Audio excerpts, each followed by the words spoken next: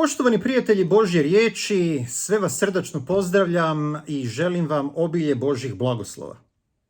Evo nakon punih 5 tjedana ponovo smo zajedno i ovoga puta sam odlučio ovdje podijeliti jednu temu, jednu propovjed koju sam inače imao u drugim crkvama, propovijedao sam.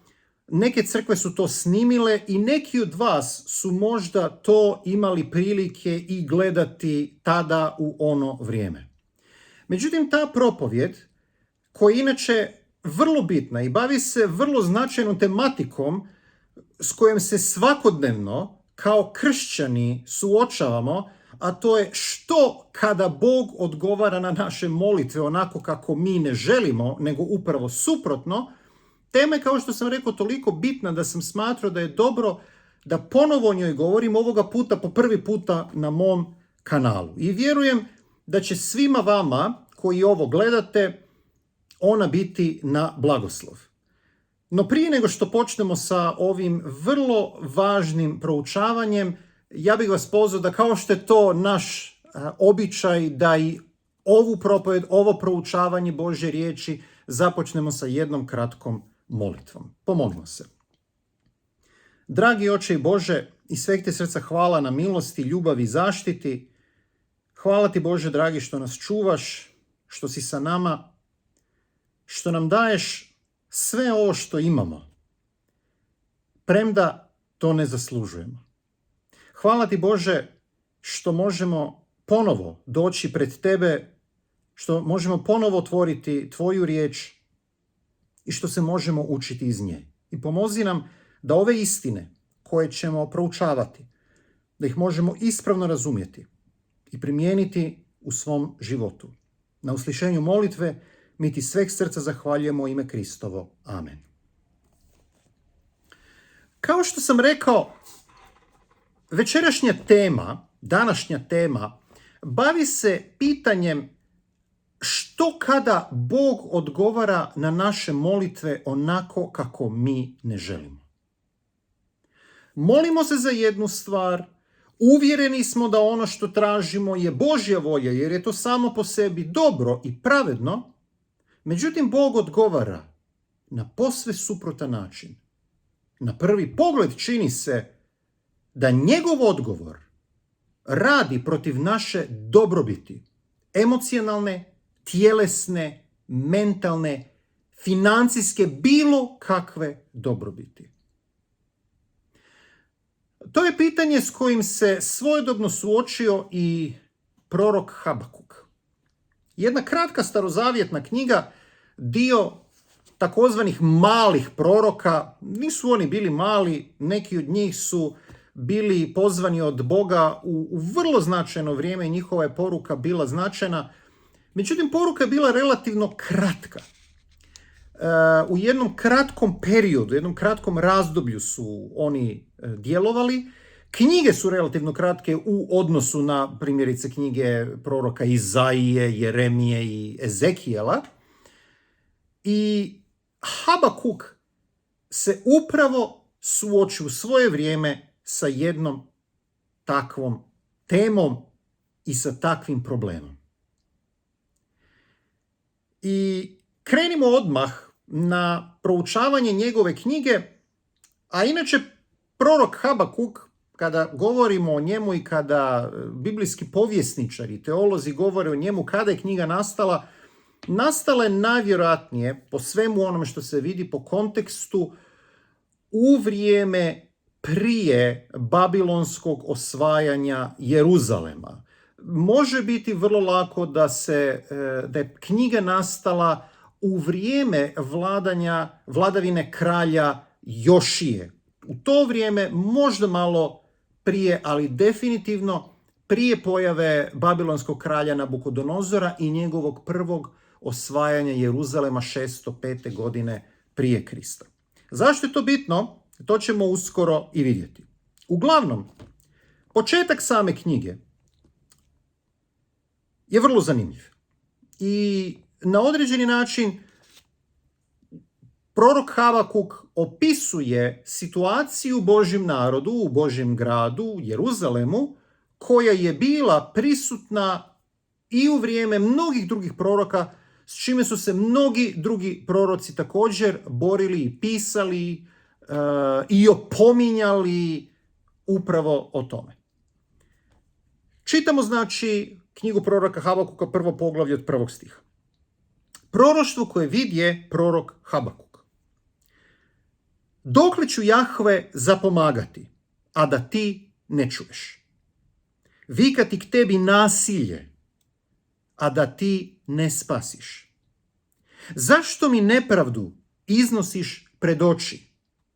Zašto gledaš ugnjetavanje? Pljačka i nasilje predamnom, raspraje, razmirica bijesni. Zakon je izgubio snagu, a pravda se ni na čas ne pomalja. Da, zlikovac progoni pravednika, pravo je stoga izopačeno. Kao što vidimo, prorok Habakuk se ovdje suočava i opisuje situaciju u Božjem narodu koja nikako ne smije postojati u Božjem narodu. Jer po definiciji Božji narod je onaj narod, grupa ljudi nad kojim Bog vlada, koji trebaju primiti Božje blagoslove, ravnati se po božanskim načelima i zakonima. Međutim, ovdje mi vidimo da se događa posve suprotno. Nasilje, nepravda, ubojstva, blud, razvrat, apsolutno sve što može biti loše, sve što možete zamisliti da se događa u Božjem narodu, događa se upravo ovdje. Potpuna tragedija. I Habakuk kao pravednik, Habakuk kao Božji prorok, diže glas, diže svoj pogled u nebesa i vapi Bogu, traži od njega odgovor. Bože, dokle ćeš ovo tolerirati? Dokle ćeš ovo trpiti, ovakvo stanje? Zlikovac, zli ljudi napreduju, a pravednici bivaju ubijeni. Kada čitamo ovaj događaj, kada čitamo ovaj opis, ja vjerujem da se svi mi možemo na određeni način poistovjetiti i možemo prepoznati ovu situaciju iz onog vremena, znači 7. stoljeće prije Krista, sa današnjim vremenom. Vrlo često vidimo kriminalce kako napreduju. Predsjednici država, vlada, imaju apsolutno sve i ništa im ne nedostaje. A drugi ljudi koji su pravednici, koji se mole, koji doista žive pobožno, propadaju. Zdravlje im je narušeno. Kao da uopće njihova vjera ne donosi ništa pozitivno. I naravno, Habakuk ima s time problem. On od Boga traži odgovor. I ono što je zanimljivo, Bog odlučuje Habakuku odmah odgovoriti. Na nekim drugim mjestima u Bibliji mi vidimo da su Božji proroci, Božje sluge, morali čekati ponekad godinama da bi im Bog odgovorio. Ponekad nisu čak dobili niti odgovor. Međutim, Bog ovdje odmah odgovara. Međutim, taj odgovor ledi krv u žilama proroku Habakuku. Čitamo od 5. retka u 1. poglavlju. Obazrite se na narode, pogledajte. Čudite se, zapanjite. Jer u vaše dane činim djelo u koje ne biste vjerovali da vam ga tko ispriča. Da, evo dižem Kaldejce, narod divlji i naprasit, što nadire širom zemlje, da obitavališta otme tuđa. On je strašan i jezovit, od njega samog izlazi njegovo pravo i njegov ponos. Konji su mu brži od leoparda, hitri od vukova uvečer. Jahači mu poskakuju, stižu iz daleka, ustremljeni ko orlovi da plijen proždru. Svi će doći rad grabeža, lica im žegu ko istočni vjetar, grabe roblje kao pjesak. Taj se narod kraljevima ruga, podsmjehuje knezovima, poigrava sa svim utvrdama, nasipa zemlju i zauzima ih. Tad se ko vjetar okrenu i ode zlikovac komu je snaga Bog postava.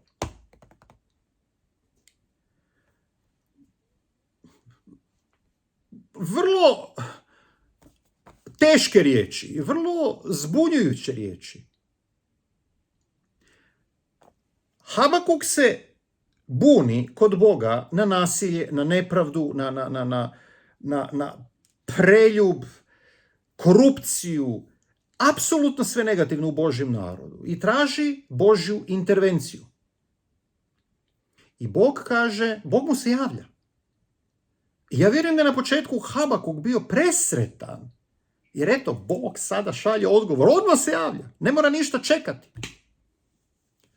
Međutim, kada je Bog počeo govoriti i opisivati stvari, Habakuk shvaća, bolje da sam držao jezik za zubima.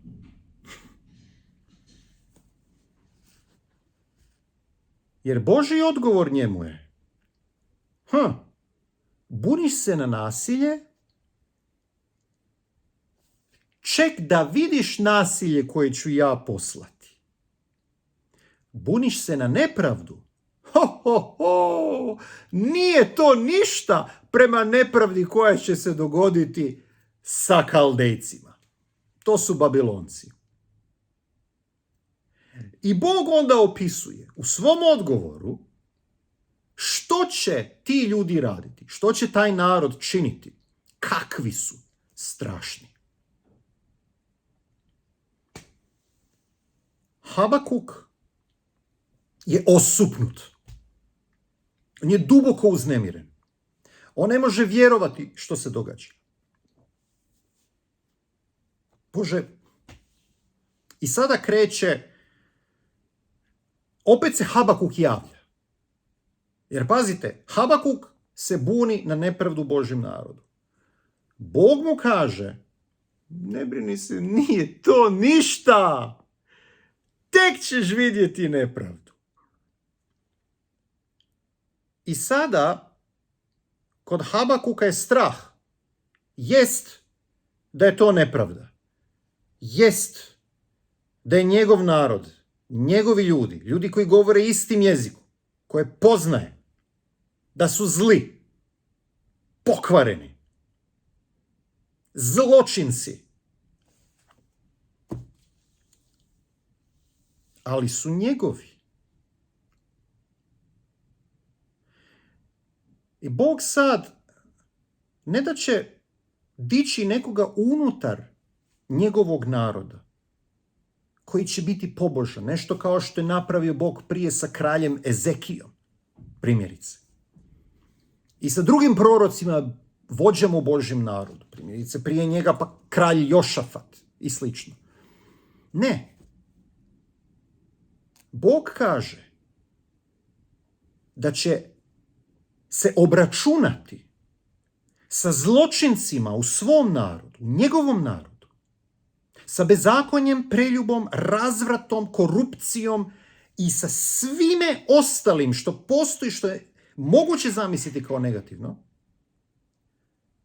Obračunat će se sa time putem ljudi, putem naroda koji će sve to činiti 10 puta gore.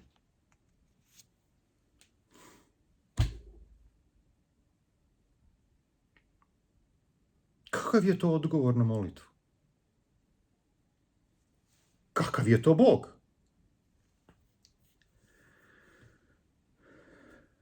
Habakuku nije pravo. On se ponovo Bogu obraća. I čitamo o tome u prvom poglavlju, nadalje, od 12. stiha pa do kraja poglavlja. Nisi li od davnih vremena Jahve, Bože moj, sveće moj, ti koji ne umireš, ti si Jahve podigao ovaj narod radi pravde, postavio ga stijeno da kažnjava, prečiste su tvoje oči da bi zloću gledale, Ti ne možeš motriti tlačenja. Zašto gledaš vjerolomce, šutiš kad zlikovac ništi pravednijeg od sebe? Postupaš s ljudima ko s morskim ribama, ko s gmazovima što nemaju gospodara. I možemo sada ovdje stati. To je ono što je Habakuku nije jasno. Bože dragi, ali zašto?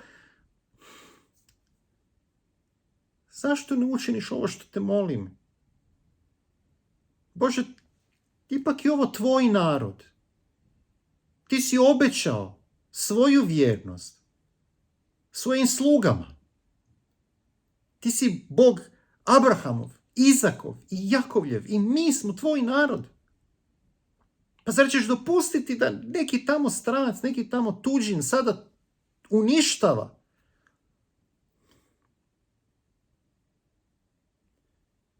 I onda se Bog opet javlja.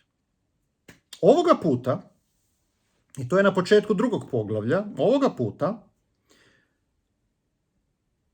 Habakuk je svjestan da je odgovor konačan. Više nema rasprave. Znači, ja sam se bunio, žalio sam se i slično. Možda Bog promijeni mišljenje. Ali pogledajte kako Bog radi na početku 2. poglavlja. I inače, samo jedna kratka digresija. Kada govorimo o poglavljima u Bibliji, biblijski pisci, biblijski autori nisu radili poglavlja, nisu radili podjelu na poglavlja i stihove. Sve je to došlo puno kasnije, tek u srednjem vijeku. Ali poglavlja su tu i stihovi podjeli mi to koristimo. Ali kažem, u to vrijeme sve to pisano drukčije. Bez poglavlja, bez podjele, bez stihova i slično. I na početku 2. poglavlja ovdje Habakuk govori: stat ću na stražu svoju, postavit se na bedem, paziti što će mi reći, kako odgovorit na moje tužbe. Znači, sada Habakuk zna, došao je trenutak istine. Nema više lijevo desno, naprijed natrag. To je to. I čitamo od 2. do 4. stiha. Tad Jahve odgovori i reče: zapiši viđenje, ureži ga na pločice, da ga čitač lako čita. Jer ovo je viđenje samo za svoje vrijeme. Ispunjenju teži ne vara. Ako stiže polako, čekaj. Jer odista će doći i neće zakasniti. Gle, propada onaj čija duša nije pravedna, a pravednik živi od svoje vjere. I ovdje sada dolazi ovaj tekst, Habakuk 2.4, koji se u Novome zavjetu nalazi zapisan u 3 poslanicama. Poslanice Rimljanima, prvo poglavlje 17. redak. I upravo je to, Rimljanima 1.17, taj stih u tom poglavlju, u toj knjizi, obratio Martina Lutera tamo početkom 16. stoljeća i pokrenuo lavinu koja se zove reformacija. Isti stih, citat, nalazimo u Galačanima 3. poglavlju 11. retku i konačno u Hebrejima 10. poglavlju 38. retku. Premda kronološki Galačanima 3.11 ide prvo, ako govorimo o Novome zavjetu, Galačanima 3.11 je prvo, jer je Galačanima poslanica najvjerojatnije najstarija knjiga Novoga zavjeta. Onda ide Rimljanima 1.17 i Hebrejima 10. poglavlje 38. Malo kasnije vidjet ćemo da tumačenje kojeg Pavao uzima, kojeg je i Martin Luther prihvatio, nije zapravo tumačenje kojeg je Bog dao Habakuku u ono vrijeme. I doći ćemo uskoro do toga. Ali dobro, pazite sada na ovo. Ja znam, vrlo često se događa. Kada nešto znamo, kada smo nešto naučili i onda to ponavljamo često kao papige. Uopće ne razmišljajući, a zašto je to tako? Koji koji su temelji moje vjere, koji su temelji mog nauka, ovoga što ja naučavam, gdje ja to mogu naći, kako ja to mogu doista i potvrditi. Vrlo često, bez obzira što smatramo, mi to znamo, ispada da ne znam. I kada dođe ovaj tekst, ubrzo ćemo vidjeti. Čitamo znači drugog retka. Znači ponovo, tad Jahve odgovori i reče, zapiši viđenje. Pitanje koje viđenje? Pa ovo viđenje o Kaldejcima. O tome da će doći Kaldejci, da će uništiti sve, da će sve opustošiti. I mi znamo što se kasnije dogodilo. U 3 navrata Kaldejci, Babilonci, dolaze, osvajaju Judeju i Jeruzalem. 605. godine prije Krista, 597. godine prije Krista i konačno treći i posljednji put 586. godine kada razaraju Jeruzalem i Salomonov hram do temelja. Znači, zapiši viđenje, to viđenje o Kaldejcima, o Babiloncima. Ureži ga na pločice. Ono što Bog sada ovdje govori Habakuku je vrlo znakovito. Ureži ga na pločice da ga čitač lako čita. Zapazimo sada i ove riječi. Jer ovo je viđenje samo za svoje vrijeme. Ispunjenju teži ne vara. Ako stiže polako, čekaj. Jer odista će doći i neće zakasniti.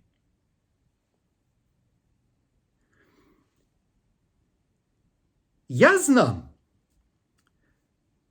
da puno vas koji ćete ovo gledati, koji ovo gledate sada, kada čitaju 3. redak, čitaju ga u kontekstu određenih spisa gdje se ovaj tekst, ako stiže polako, čekaj jer odista će doći i neće zakasniti, gdje se taj tekst upotrebljava u kontekstu drugog Kristovog dolaska. Ako vam se čini da će Krist zakasniti ili da kasni, nemojte se ništa brinuti. On ne kasni, on će u istinu doći. Međutim, ovaj tekst uopće o tome ne govori. Ovaj tekst nema nikakve veze sa drugim Kristovim dolaskom.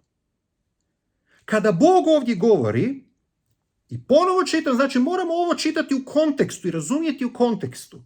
Zapiši viđenje, ureži ga na pločice, da ga čitač lako čita. Koje viđenje? Već smo to rekli. Viđenje o Babiloncima, jer koje je Bog dao. Jer to je jedina stvar o kojoj se ovdje govori. Jer ovo je viđenje, i opet, koje viđenje? O Babiloncima, samo za svoje vrijeme.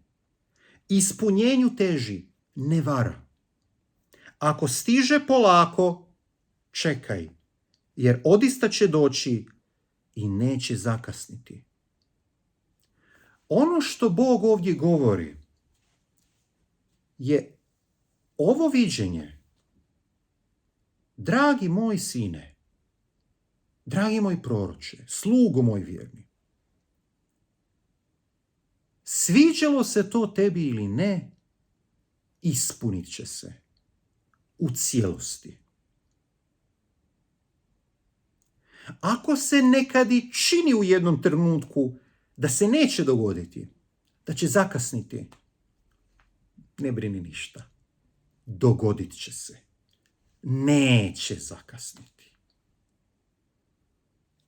Da li vidite ovaj kontekst? Jer to je uistinu kontekst.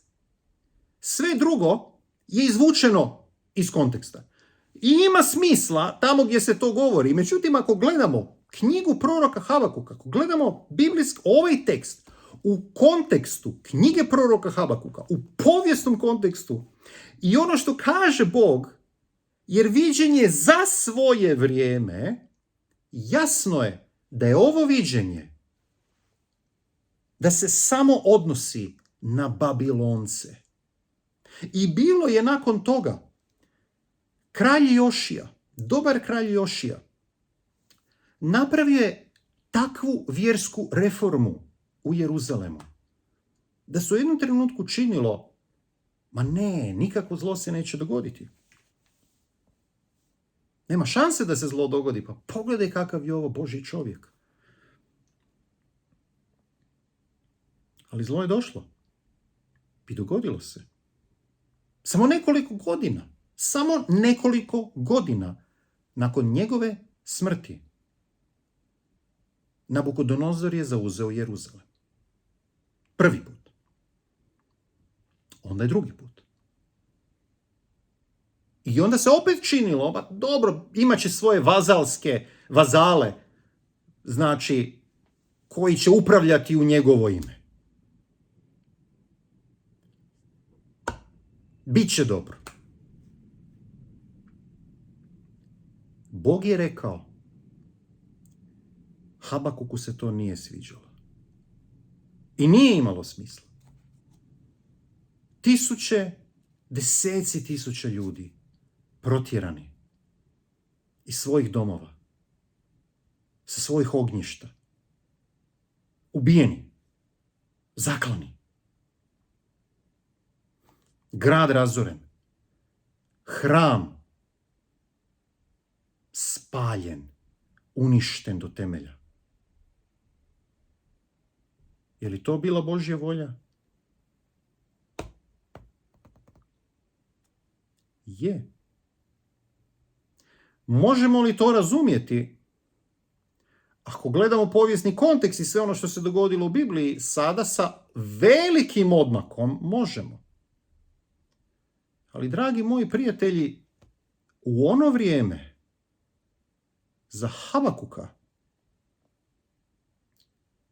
ove Božje riječi su bile teška hrana. I nije to jedini put u Bibliji da kada Božji prorok primi Božju vijest, da se doslovce razboli, da ne može spavati od muke zbog viđenja koje Bog dao i onoga što će se dogoditi u budućnosti. I sada da se vratimo na ovaj tekst. U tom kontekstu, u tom i takvom kontekstu, 4. redak sada. Gle, propada onaj čija duša nije pravedna, a pravednik živi od svoje vjere. U tom povijesnom kontekstu, u tom uskom lokalnom kontekstu gdje ovo viđenje vrlo jasno odnosi se na Babilonce, na njihov dolazak u svetu obećanu zemlju, njihovo zauzimanje svetog grada i potpuno razaranje. 4. redak u tom kontekstu izgleda drugčije, ima drugo značenje. Nema ono teološko značenje, ne možemo se spasiti djelima, spašavamo se božanskom milošću. Ne. Pravednik živi od svoje vjere, kaže, jer propada onaj čija duša nije pravedna, a pravednik živi od svoje vjere. Drugim riječima, oni koji će biti spašeni u doba babilonskog osvajanja, koji će se izbaviti iz tog pakla, tada, kada Babilonci dođu, su oni koji će biti pravedni, koji su na Božjoj strani. Da li vidite koliko je zanimljivo i nevjerojatno proučavati Bibliju, biblijski tekst, u njegovom izvornom kontekstu? Zašto sam izabrao ovaj tekst i zašto sam zadnjih nekoliko godina vrlo često govorio upravo na ovu temu? Znate, postoje situacije u životu, čitate tekst godinama, listate Bibliju, otvarate biblijske knjige, poglavlja, određene stihove, čitate i mislite da razumijete. I onda se određene stvari dogode u vašem životu. Prolazite kroz neke stvari. I tek onda zapravo shvatite da niste dobro razumjeli. Da niste niti upola razumjeli. Ma da ništa niste razumjeli. shvaćate da ste zrnce pijeska. I shvaćate da je Božja nedokučivost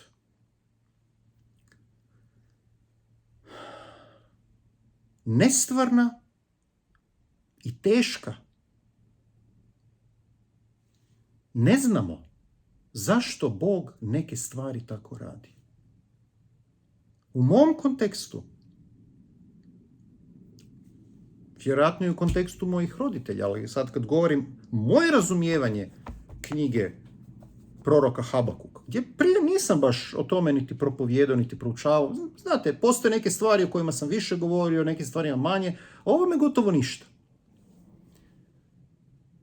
I jesam malo, ali na potpuno drugčiji način. Naglasak je bio na nečem desetom.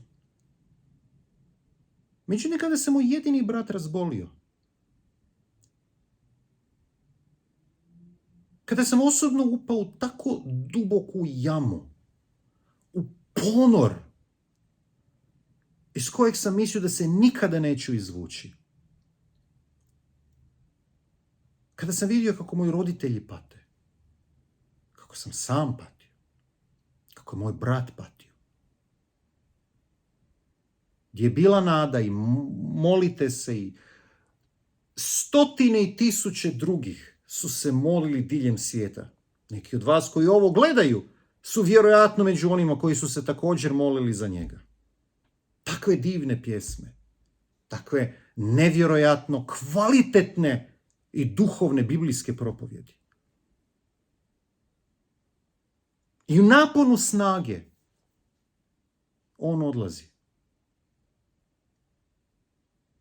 I molite se i molim se, a odgovora nema. Još uvijek ne znam zašto je Bog to dopustio. Možda malo imam naznaku nečega, ali apsolutno mogu reći da ne znam. Nejasno mi je. Zašto Bog u određenim situacijama radi te stvari, dozvoljava stvari koje dozvoljava? Pogledajmo primjerice ovaj rat u Ukrajini. Strašne stvari. Ljudi koji su imali slobodu vjere. Nedavno sam dobio pismo od jednog pastora koji je normalno bio tamo i živio tamo sa drugima različite vjeroispovijesti. Sve je to razoreno. Brojne crkve. Zašto?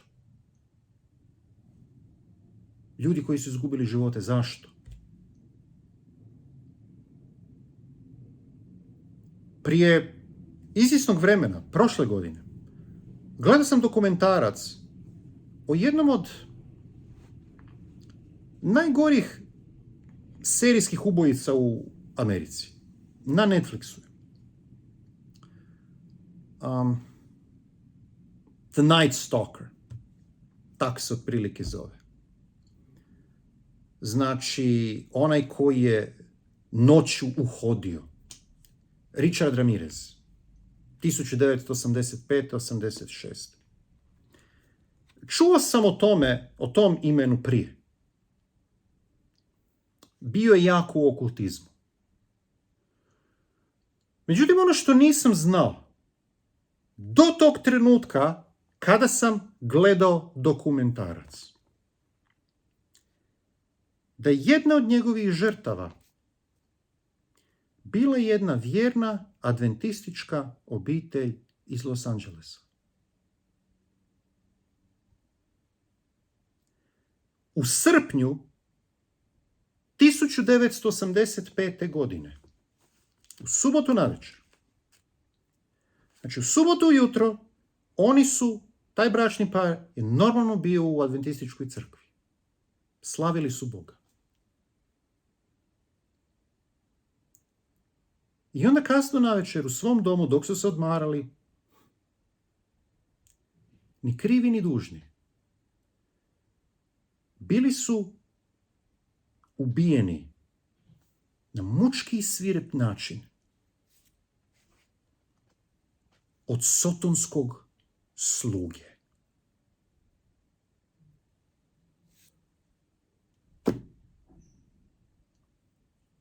Zastrašujuće.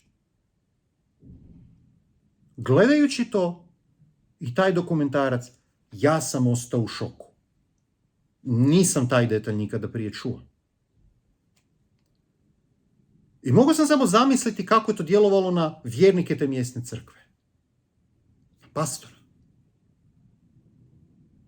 Na njihovu djecu.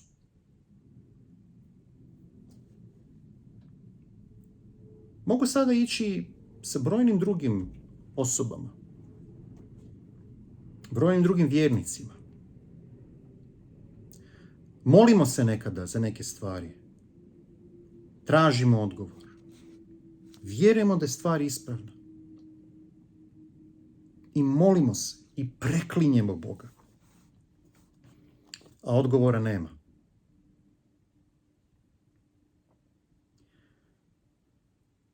I još bi bilo jednostavno da ga nema. Nego Bog odgovara na način koji je posve suprotan od onoga za što se molimo. Bože, pomozi nam da nađem posao. Da nađemo posao. I ono malo ušteđevine što smo imali izgubimo.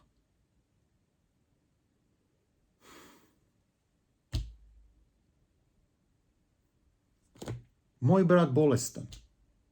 Molim se za njega, svi se mole. Bože, vidiš koliko može on još napraviti. Pisao je i knjigu. Piše, Bože, knjigu o tebi. Pomozi mu da završi. On se molio u tom smjeru. Ništa.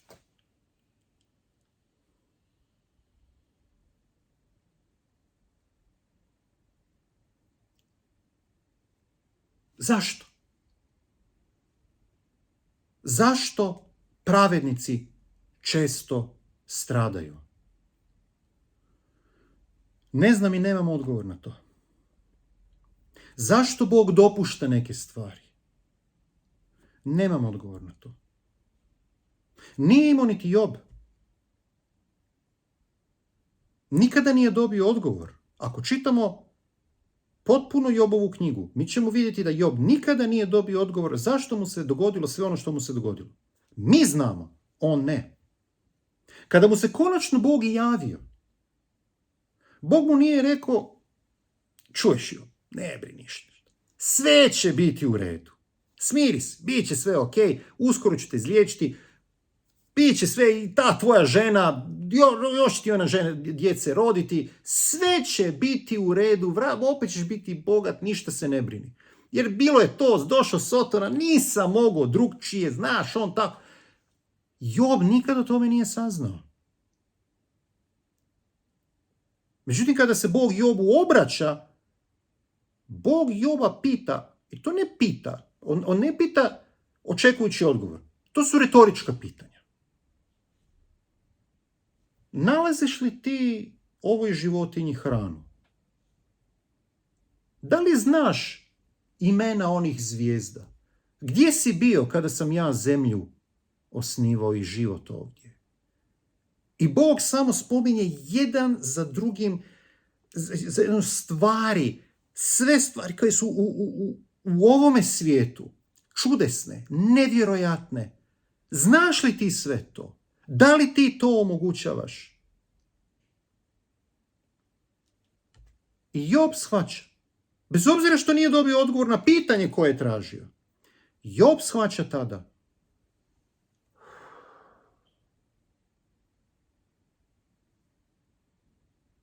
Oprosti što sam se uopće usudio progovoriti. Jer on shvaća da je Božje sveznanje, predznanje, nevjerojatno. i da Bog točno zna što radi i zašto radi. Mi to ne moramo znati. On nas poziva da mu vjerujemo. Bezrezervno. Bespogovorno. Ja znam da to nije baš jednostavno.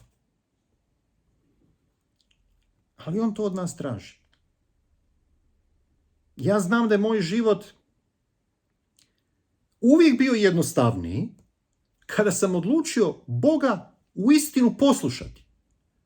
A kad god sam se odlučio oglušiti o Božje zapovjedi, kad god sam odlučio ići svojom logikom, jer imalo je smisla ono što ja želim, jer ipak Bog, znate, zauzet je on, treba cijelim svemirom upravljati, ko će sve to znati, ko ima vremena za jednog Edwarda Millera?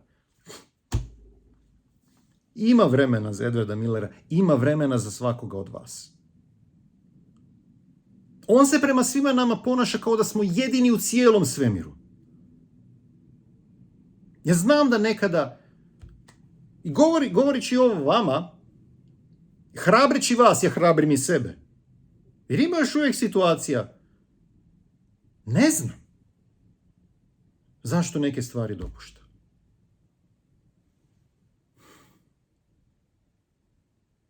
Možda nikada neću niti saznati. Ali nije niti bitno. Bog me poziva da mu vjerujem. Bog poziva nas da mu vjerujemo. Jer kad to činimo, mi se nalazimo na sigurnom putu. On je na kraju krajeva i rekao, u mudrim izrekama, kralj Salomon, rekao je, traži Boga svim srcem. I kaže, nemoj se oslanjati na svoj razum. Na svim svojim putovima imaj ga na umu i on će upravljati staze tvoje. Da, i izgleda teško. Kad sve vidimo oko nas, kako nam se ponekad život raspada.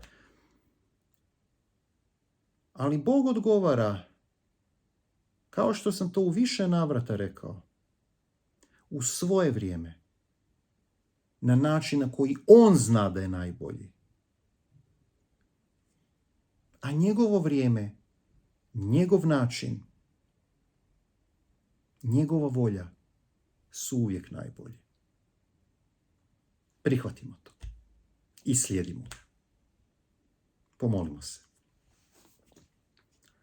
Dragi Oče i Bože, hvala ti sveg srca na još jednoj divnoj prednosti koju si nam dao da možemo riječ tvoju proučavati, da se možemo učiti iz nje, da se možemo pouzdati u tebe.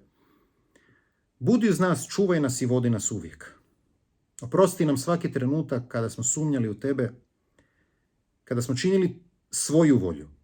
I pomozi nam, Bože dragi, da tvoj mir, koji prevazilazi svaki razum,